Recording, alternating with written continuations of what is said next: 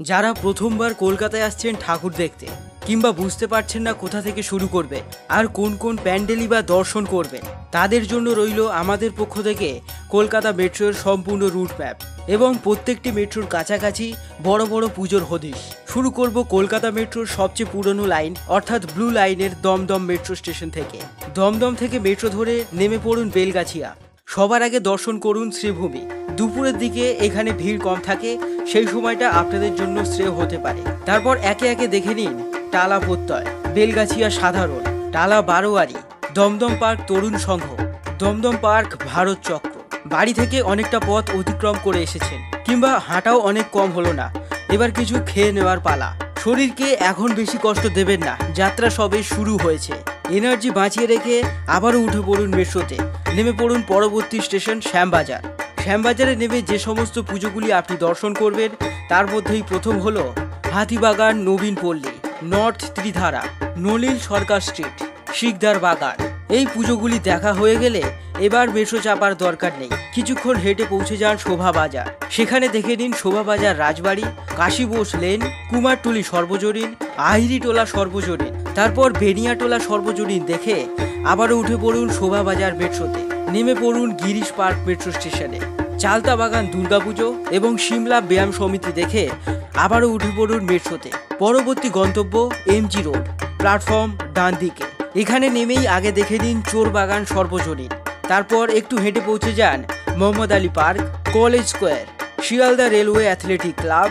এগুলি দর্শন করে আবারও চেপে পড়ুন মেট্রোতে। এবার গন্তব্য সেন্ট্রাল। সেখানে নেমেই প্রথমে দেখুন সন্তোষ মিত্র স্কোয়ার, তারপর 47 পল্লী যুবকবৃন্দ দেখে আবারও চেপে পড়ুন মেট্রোতে। এতক্ষণ পর্যন্ত আমরা ছিলাম কলকাতা উত্তরের বেশ কিছু পুজো প্যান্ডেলগুলিতে, এবার দক্ষিণের অভিযান শুরু। এবার সেন্ট্রাল থেকে মেট্রো ধরে সোজা নেমে পড়ুন নেতাজি ভবন মেট্রো স্টেশনে। এখানে নেমে সর্বপ্রথম দেখবেন ভবানীপুর সর্বজনীন, তারপর স্বাধীন সংঘ, পদ্মপুকুর দুর্গাপুজো, এরপর 64 পল্লী দেখে ফের মেট্রো ধরে যাত্রা শুরু করুন।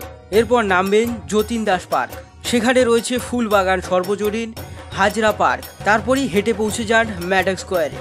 এগুলি দেখার পর আবারও মেট্রো করে পৌঁছে যান কালীঘাট। এখানে দেখে নিন 66 পল্লী, চেতলা অগ্রণী, দেশপ্রিয় পার্ক, হিন্দুস্তান পার্ক সর্বজনীন। এরপর আপনাকে নামতে হবে রবীন্দ্র সরোবর, মুদিয়ালি ক্লাব, সুরুচি সংঘ, যোধপুর পার্ক দেখে চলে আসুন নেতাজি মেট্রোতে।